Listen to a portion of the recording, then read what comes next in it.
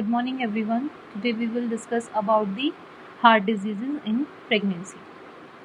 The incidence of heart disease is less than 1% among the hospital delivery.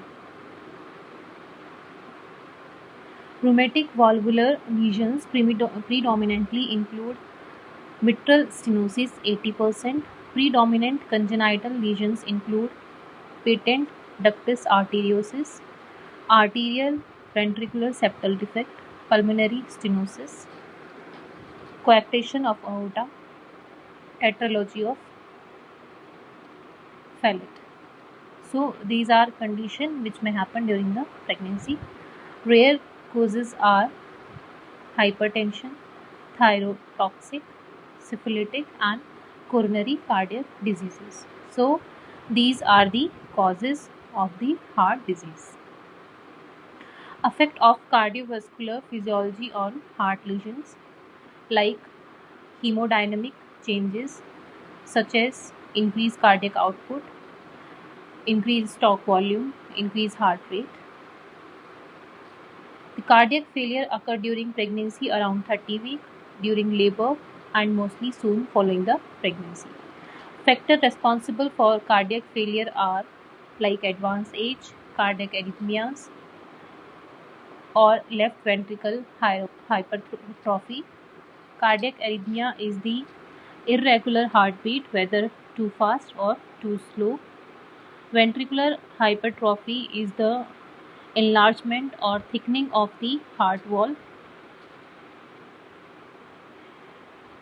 History of previous heart failure, appearance of risk factor in pregnancy like infection, anemia, hypertension, exclusive weight gain and multiple pregnancy, and inadequate supervision. So these are the factors responsible for the cardiac failure during the pregnancy. What is the effect of heart lesion on the pregnancy?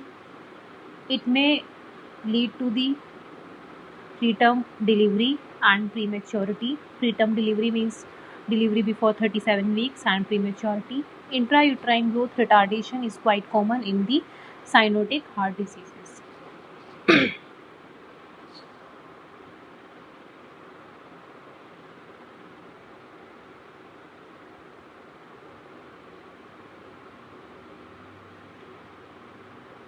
Next, we will discuss the diagnostic criteria for the cardiac diseases.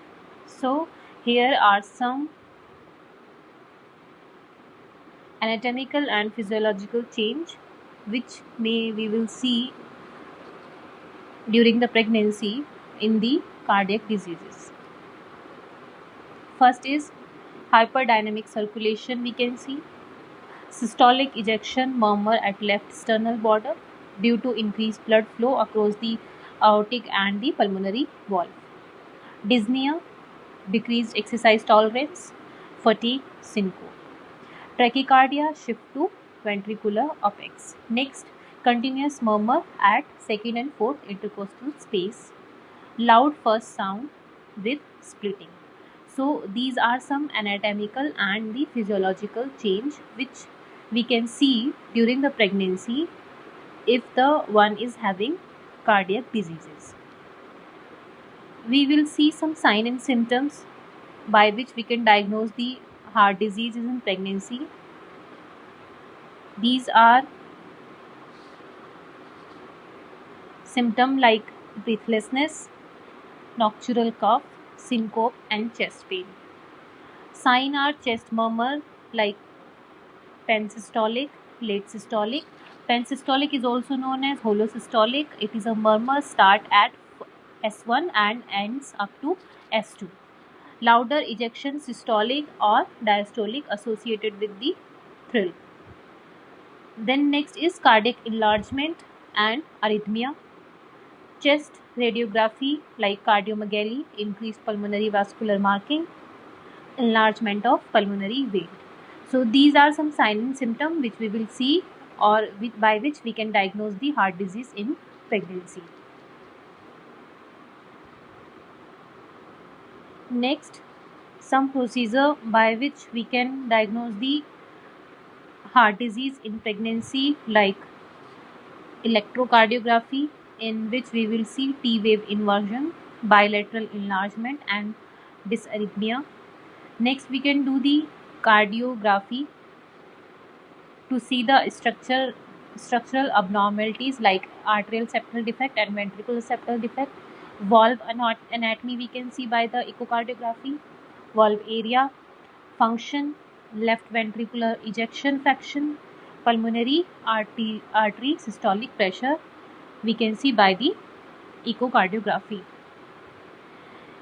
Next, if the anatomy when it is not well evaluated by the echocardiography, we can do the cardiac MRI.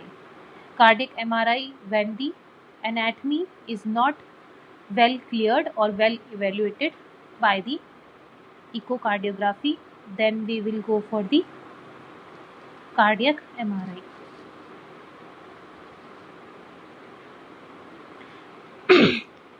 Next and important one is the classification of heart disease.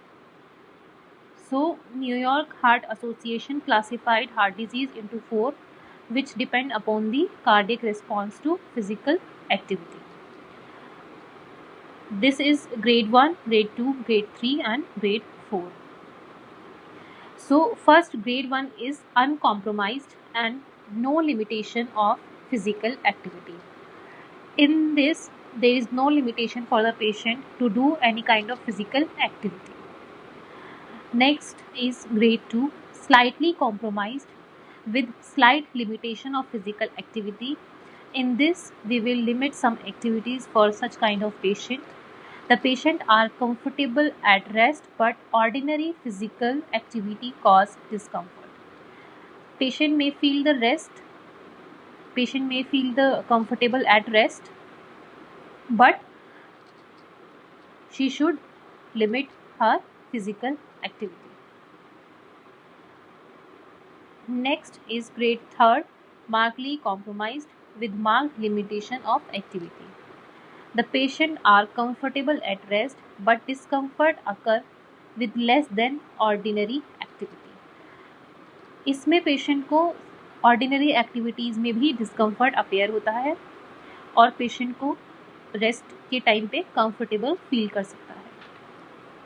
Next grade 4 is severely compromised with even discomfort at rest. In this situation, the patient will feel discomfort even at rest.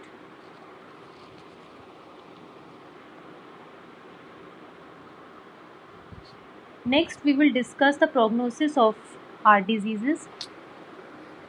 We will discuss the maternal prognosis and the fetal prognosis. So, first, the maternal prognosis depend on the nature of lesion and the functional capacity of the heart. Third is quality of the medical supervision provided during the pregnancy, labor and puerperium. Presence of other risk factor like anemia, overage, cardiac arrhythmias, infection, whether patient has undergoes corrective surgery or not. So, the prognosis of maternal depends on these factors. Basically, the maternal mortality is less than 1% in rheumatic heart lesion, and it is about 50% in pulmonary vascular resistance, especially cyanotic heart lesions.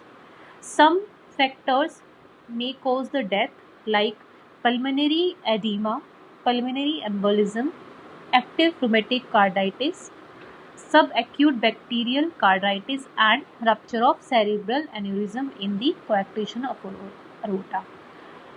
So, these conditions may cause the death of the mother.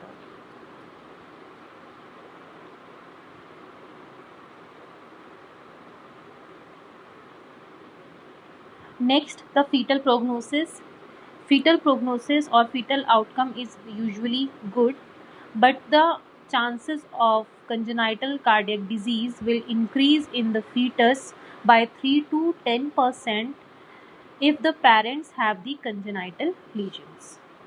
So, there are chances the chances will increase by 3 to 10% that fetal may have a congenital cardiac disease if their parent having a congenital lesion.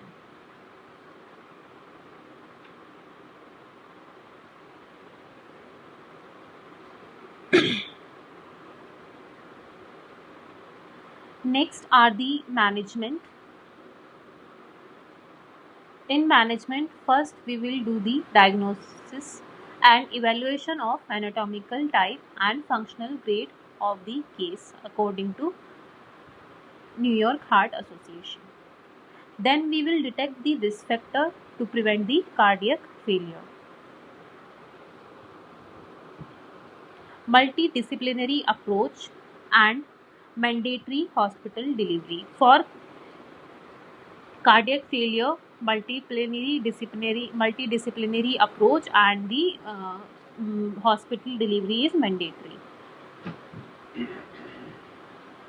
Then termination of pregnancy we will do in conditions such as primary pulmonary hypertension, Asmenger syndrome. Asmenger syndrome is a hole developed between the two chambers. Pulmonary veno-occlusive disease. In these conditions, we can do the therapeutic termination of pregnancy because there is chances for the high chances for the maternal death. Some other relative indication for the termination of pregnancy are Paris women with grade 3rd and 4 with cardiac lesions, and the grade 1 and 2 if she is having previous history of cardiac failure in early month of or in between the pregnancy. So the woman who is having grade 3rd and grade 4 cardiac lesion and the woman who is having grade 1 or grade 2 cardiac lesion with the previous history of cardiac failure in the early month of the pregnancy, we will do the therapeutic termination of pregnancy. Then antenatal care.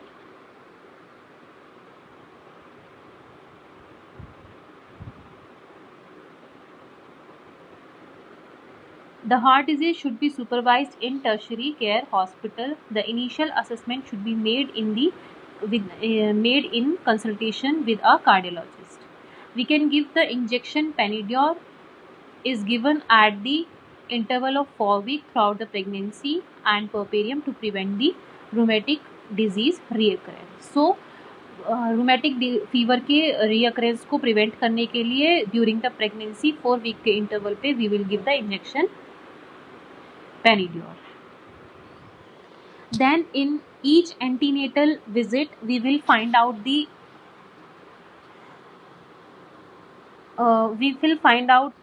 risk factor in a mother which are participating for the cardiac failure in the pregnancy.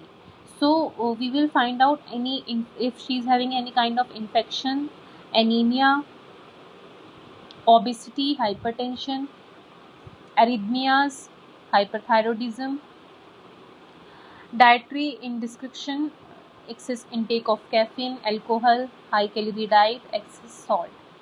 So these all are the risk factor for the cardiac failure. All these are the risk factor for cardiac failure.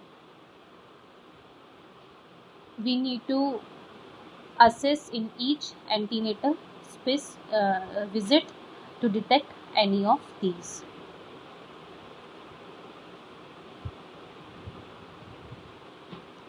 Next is anticoagulation therapy in case of congenital heart disease, pulmonary hypertension, mechanical heart valve, arterial fibrillation. The patient will be on anticoagulant therapy. So if the patient is taking warfarin, should discontinue that and it will be replaced by heparin 5000 unit twice daily subcutaneously up to 12 weeks. Then after 12 weeks again the heparin will be replaced by the warfarin and then warfarin will continue up to 36 weeks. Thereafter are replaced by the heparin. Again after 36 weeks we will replace it by the heparin up to 7 days postpartum. Then after that we will continue the warfarin. So basically, the one who is taking the warfarin, we will discontinue the warfarin, फिर उसको 12 हफ्तों तक हम देंगे heparin warfarin के place पे, 12 हफ्तों तक हेपारिन. देन 12 हफ्तों के बाद हेपारिन को रिप्लेस करके अगेन वारफरिन टैबलेट 3 mg देंगे 36 वीक्स तक. Then after 36 week we will replace it by heparin again for 7 days postpartum. Then after that warfarin will be continued. Then what are the indication in which cardiac surgery is required during the pregnancy?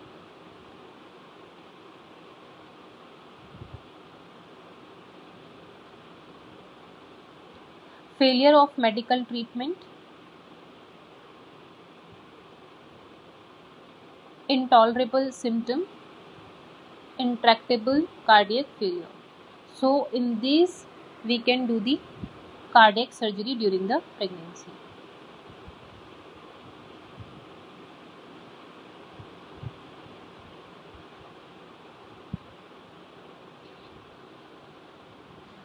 Next are the condition in which the hospitalization is required. Grade 1, at least 2 weeks prior to the expected date of delivery. So the woman will get admit at least 2 weeks prior to the expected date of delivery. In grade 2, we will admit the woman at the 28th week in case unfavorable or social surrounding. If she is having unfavorable social surrounding, we will admit her in at 28th week of pregnancy. In grade 3rd and grade 4, as soon as pregnancy is diagnosed, the patient will be admitted. The patient should be kept in hospital throughout the pregnancy in case she is having grade 3rd and grade 4 cardiac disease.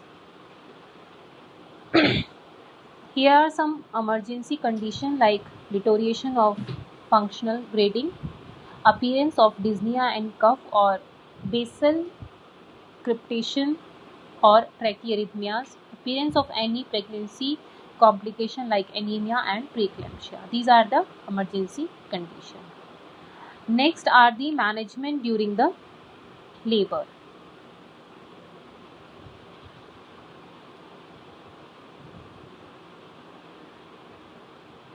First, most patients with cardiac disease go into the spontaneous labor. There is no need for the induced labor, but if there is any kind of delivery difficulty, we can induce with the vaginal prostaglandin.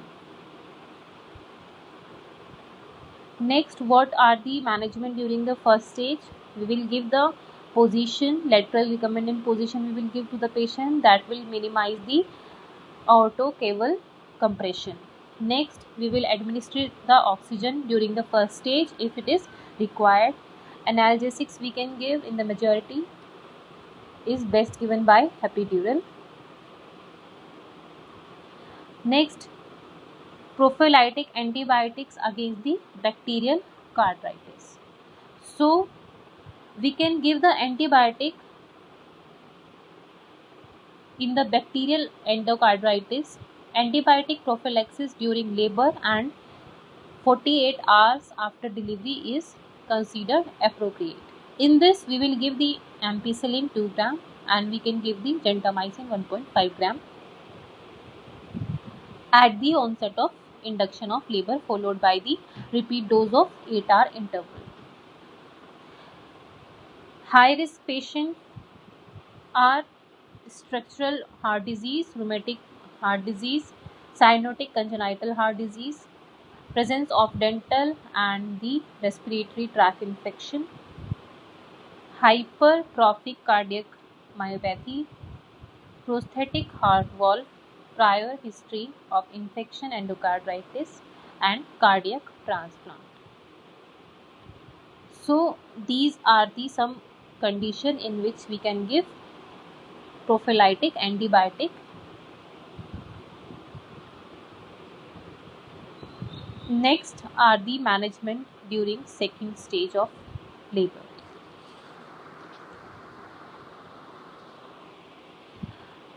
So if there is no maternal pushing and tendency of delay in second stage of labor, we can go for the forceps and the ventus under the pudendal and the perineal block anesthesia.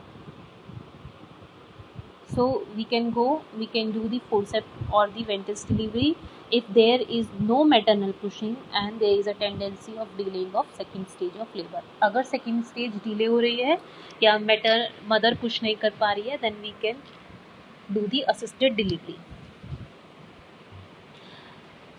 Ventus is more preferable to the forceps. Ventus is more preferable to the forceps as it can be applied without putting the patient in the lithotomy position. We can apply the ventus in without putting the patient in the lithotomy position. Then intravenous ergometry is contraindicated in the anterior shoulder because it can prevent the sudden overloading of the heart by the additional blood squeezed out of the uterus. So in the anterior shoulder we will contraindicate or we will withhold the IV ergometrin. Then next is the management in the third stage of labor. Conventional management is to be followed. Slight blood loss is not detrimental, but if there is an excess, we can give the oxytocin by the infusion. Oxytocin is always better than the ergometrin in all case of heart diseases. So it is better to oxytocin in preference of ergometrin in all case of heart diseases. We can give the oxytocin by the infusion. Then the indication for the cesarean section for heart diseases. There are some indication for cesarean section in the heart diseases like coarctation of aorta, aortic dissection or aneurysm, atrophy with the aortic root more than 4 cm, warfarin treatment within 2 weeks. So these are some indication in which we can do the cesarean section. In coarctation of aorta, elective cesarean section is indicated to prevent rupture of aorta or myotic cerebral aneurysm. The anesthesia should be given by the expert anesthetist using either epidural or the general anesthesia.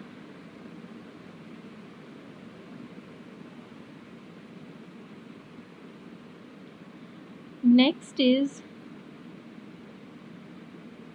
the management during the puerperium. First, we will do the close observation for first 24 hours. We can administer the oxygen.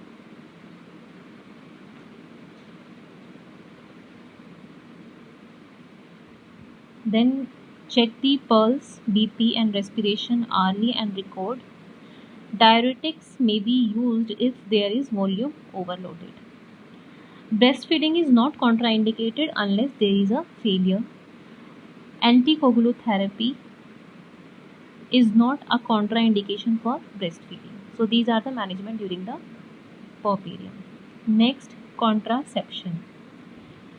Contraception like steroidal contraception should be avoided and intrauterine contraception also should be avoided. Prostaglandin pills, only pills are parental progesterone are safe and effective, and the barrier method like condoms are the best contraception in the heart disease. We can go for the sterilization if there is a completion of the family at the end of first week of the puerperium under the local anesthesia. So these are the contraception we will use in the heart diseases.